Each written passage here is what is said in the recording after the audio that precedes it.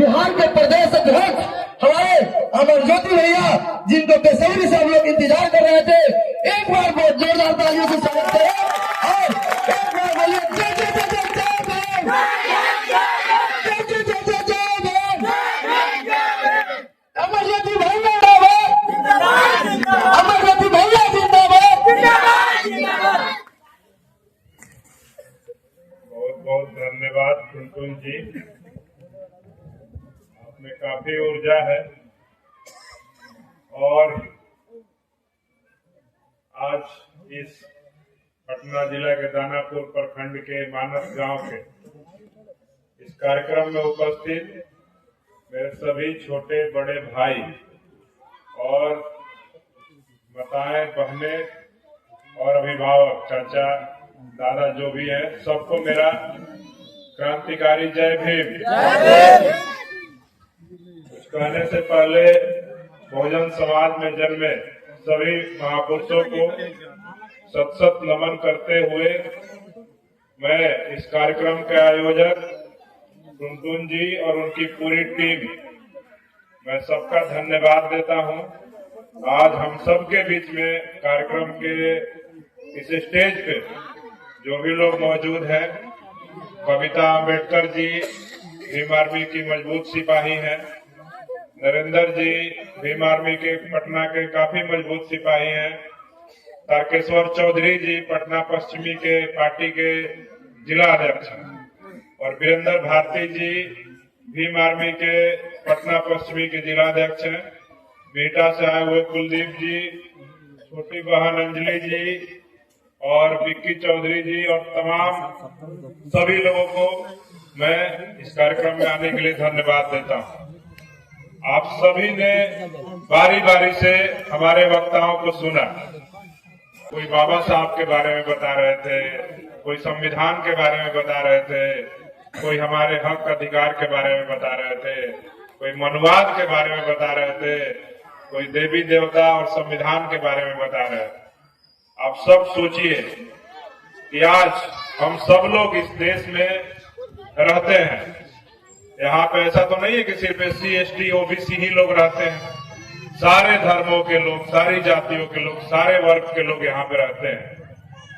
और बाबा साहब ने बनाया जो संविधान है, उस संविधान को बने हुए भी 78 वर्ष बीत गए, लेकिन बाबा साहब का जो सपना था कि भारत में समानता लाने का, वो सपना लगता है कि अब तक वो सपना अधूरा ही है।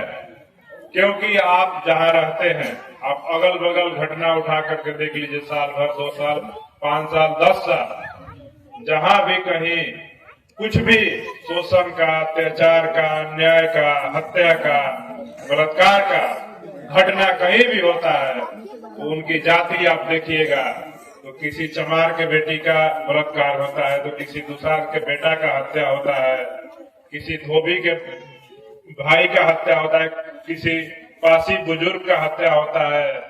आप कभी नहीं सुनिएगा कि जाति के नाम पे किसी ब्राह्मण की बेटी का बलात्कार हो गया, किसी राजपूत के भाई का हत्या हो गया, किसी भूमिहार के बुजुर्ग का हत्या हो गया, किसी लाला जी के बेटे का हत्या हो गया और उनके ऊपर शोषण हो गया, जुल्म हो गया, अत्याचार हो गया, अन्याय हो गया।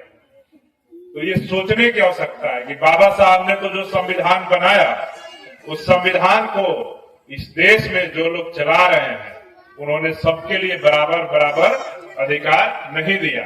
संविधान में दिए हुए आपके सारे अधिकारों को, आपके दिए अधिकारों को आपको बताया नहीं गया, आपको जागरूक नहीं किया गया। पूरा चर्चा अभी कुलदीप जी की, वीरेंद्र जी की कि शिव चर्चा नहीं करना है, हम लोग को शंकर भगवान को नहीं मानना है।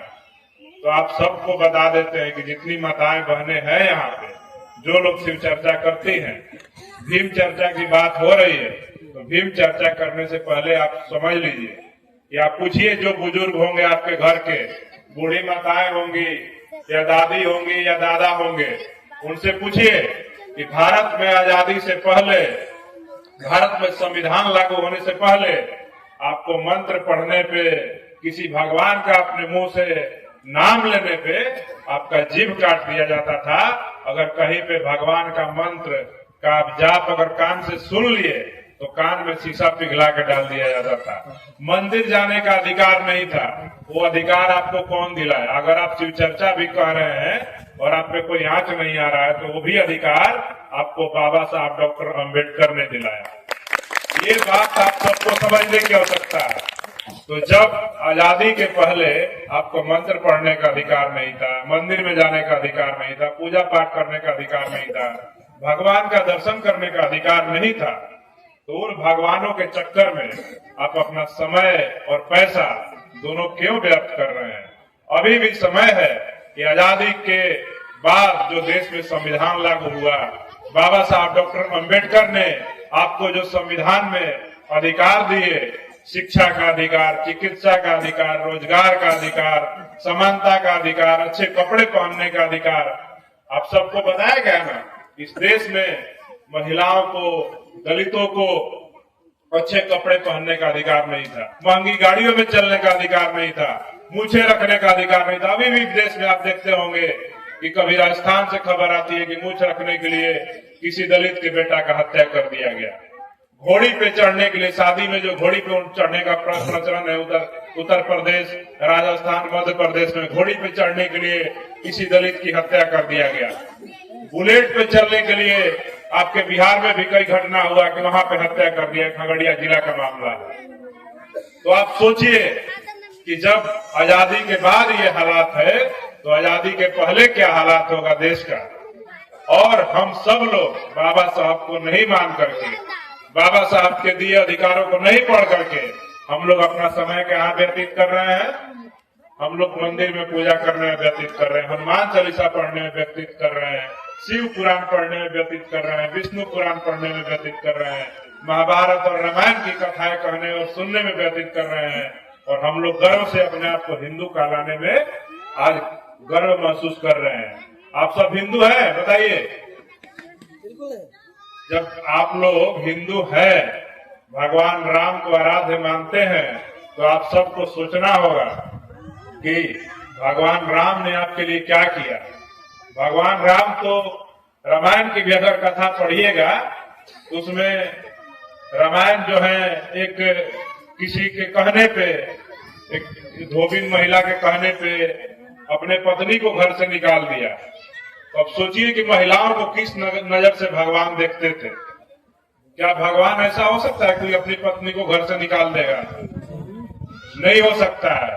तो आप सबको उन तमाम पोंगा पंथ वाले, अंधविश्वास वाले भगवान का चक्कर छोड़ करके अगर आपके सच्चे भगवान कोई है तो उनका नाम है बाबा साहब डॉक्टर भीमराव अम्बेडकर, जिन्होंने आपको इस देश में पानी पीने का अधिकार नहीं था।